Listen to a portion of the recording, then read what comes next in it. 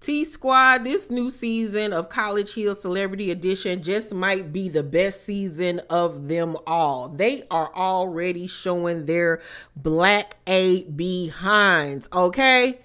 Y'all ready to get into this recap? If you have not watched the first 2 episodes that dropped this week, stop right now, go and watch the episodes, and then come back for this review. Because, baby, I got a lot to discuss.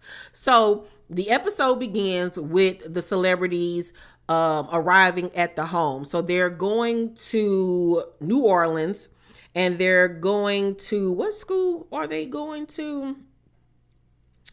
I can't find it in my notes right now. I'm pretty sure it'll come up in my notes. But they're going to a HBCU in New Orleans, and they're living in this beautiful kind of like brownstone-esque house. It's stunning. It's gorgeous in a really nice neighborhood and all of that. So Santana gets to the house first, honey, in his pink velour jogging suit, child. Just hot and sweaty.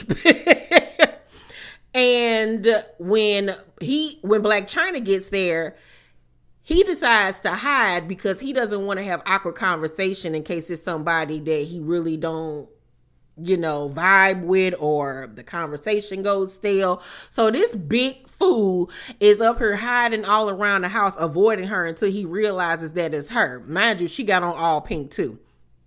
So they hug and kiki, and he shows her the house. And then Carlos Miller from Wildin' Out and 85 South arrives. Now, let me just say this. With this cast, I would have thought that maybe Tamar or Claudia would have been problematic, but no. It's Carlos and it's Santana that are problematic as, you hear me? And I was just not prepared for that. It was not on my bingo card whatsoever. So Carlos Miller, he arrives, and they're looking at the names of everybody else, but it's only their initials. So they trying to figure out who is NY.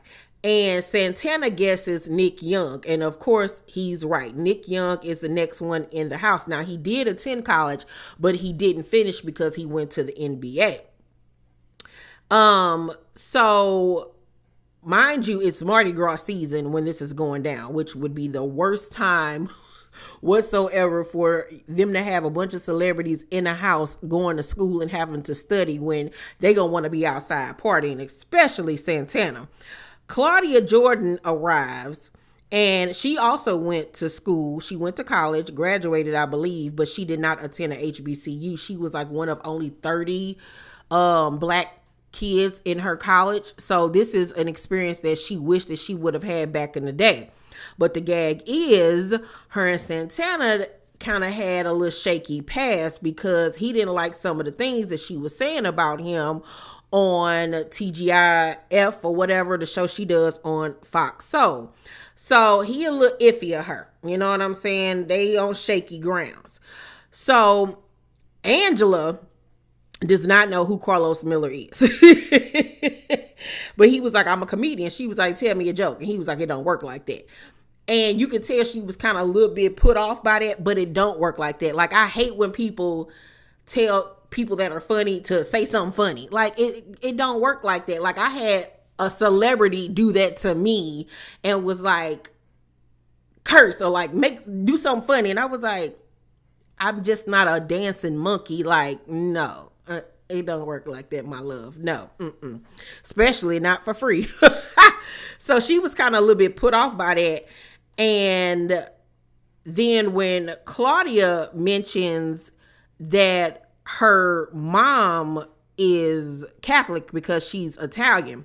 Oh, they're Xavier University. Xavier University is the school they're going to, which is a Catholic university. I think the only black HBCU Catholic university, if I'm not mistaken. And so, like I said, Claudia reveals that her mom is Italian. And Carlos was like, Catholic people started a whole lot of wars. And everybody was kind of looking like, okay, that was an interesting comment to make, because Claudia is Catholic. She went to Catholic school. So it's kind of like, yeah, those things may be true, but did it need to be said? And, Angela is really religious. She's found God. She's gotten saved. So she don't want to hear a bunch of negative talk about the church. So she's a little iffy now on Carlos as well. So nightfall comes and the last house guest is still not there. But lo and behold, the last house guest is Tamar Estine Braxton. Okay.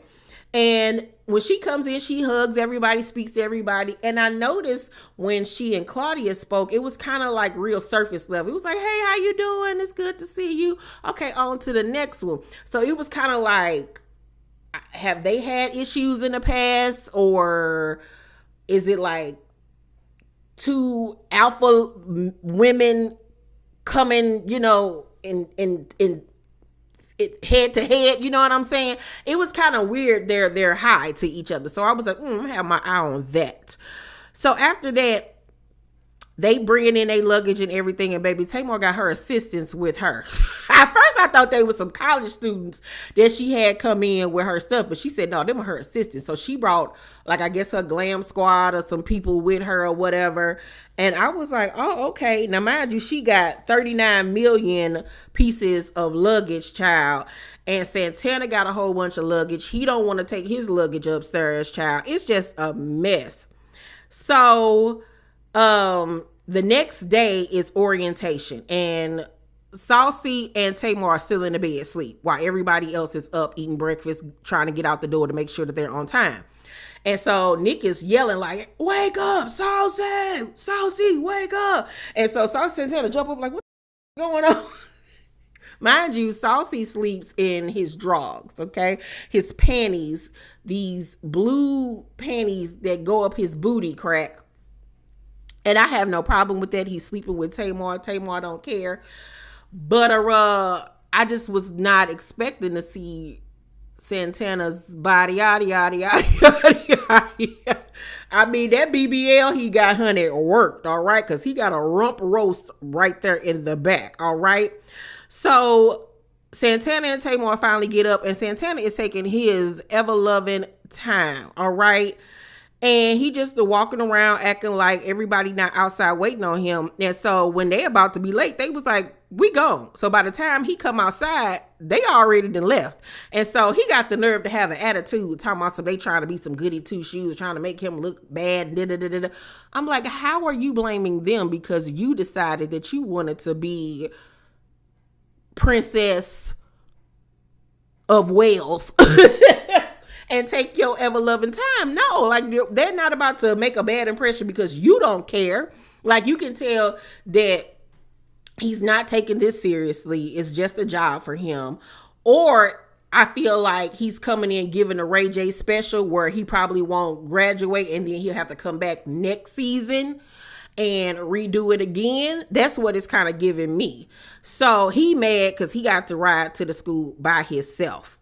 So he arrives, mind you, they got a choir out there in the quad, praise dancers, the band and everything, and everybody just loving it. And here he come, why y'all motherfuckers leave me? Y'all get on my mother nerves. I'm none of y'all.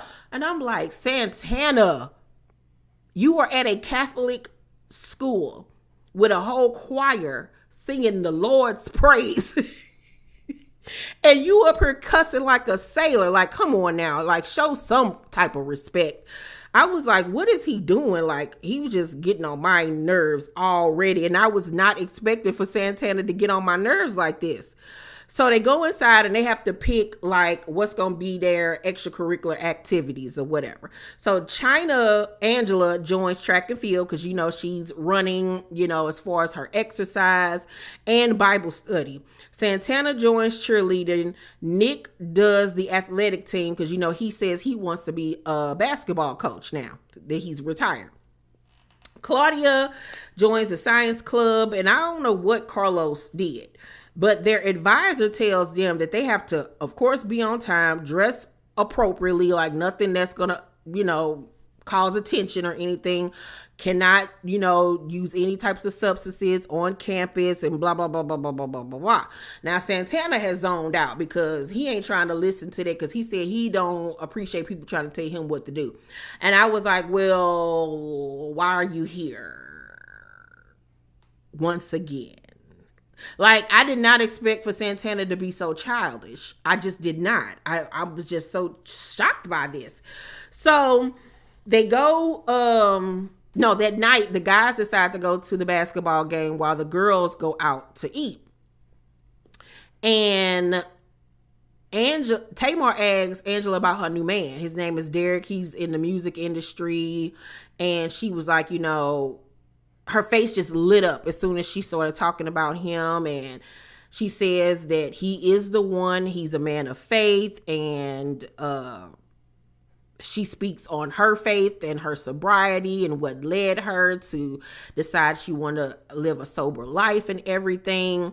And Claudia tells her, like, she sees a change in her eyes, because in the past it kind of looked like she wasn't there, like it was blank, like glossed over. And Tamar begins to cry because she says that she understands herself how people, be trying her and, testing her and trying to make her come out of her new self. She's trying to put the old Tamar behind, but people keep on holding her to that. And China cries as well. And it was just a really touching scene, because we've seen how China came into the game, and to see where she's at now. And I'm just so happy and proud of her, because she is trying to make a change for the better for her and her children. She seems happier. She seems way more confident. She looks better. You can tell she feels better. And then all of these opportunities are coming her way with mainstream television, because she's changed who she is as a person. So I'm just happy for her. Her new guy seems like a great guy. He don't seem like he out here. He seemed like he a good boy. I'm so happy for her. So happy for her. But you can tell she's still struggling on the inside, because she's going through a lot, stopping OnlyFans and bringing in that fast money has really affected her pockets. You know what I'm saying? Living right and not trying to live off fast money can really change the way things are. So now she got to get out here and grind even more. So it's the first day of school, and Tamar is nervous because she says she learns slowly. She's not a fast learner. So she was like, she don't want to be embarrassed. So their first class of the day is philosophy, and I love the philosophy class. I would have loved to be in that class. They also have political science, and in the political science class, the professor tells them they have to write a 3-page bill to Congress on homelessness. And they was like, oh my God, 3 pages, what the hell? Now, what would have got me was the bill part of it. Like, 'cause how am I going to write a bill? But the 3-page part, it be cracking me up when people be like, I got to write a 25-page essay or a 10-page essay. Like, for a writer, that's nothing. Like, I'll write 3 pages in my sleep. Like, it's nothing. But as soon as the professor tells them this, Carlos says that he doesn't believe in homelessness and says that it's not his problem, which causes a stir, of course, with everybody in the classroom, because it's like, what? Like, what you mean you don't believe in homelessness, that it's not your problem? Like, so he was like, no, Nick was trying to be like, dude, like, what you talking about? And trying to, have a conversation with him. And Carlos was like, I don't want to hear shit. You made all that NBA money. You didn't buy any of them homeless people no houses. And he was like, but I have given back. Like, what are you talking about? Like, and just because he didn't buy a homeless person a house doesn't mean that he hasn't, did his charitable duties. Like, so what are you saying? You know what I'm saying? Like, what?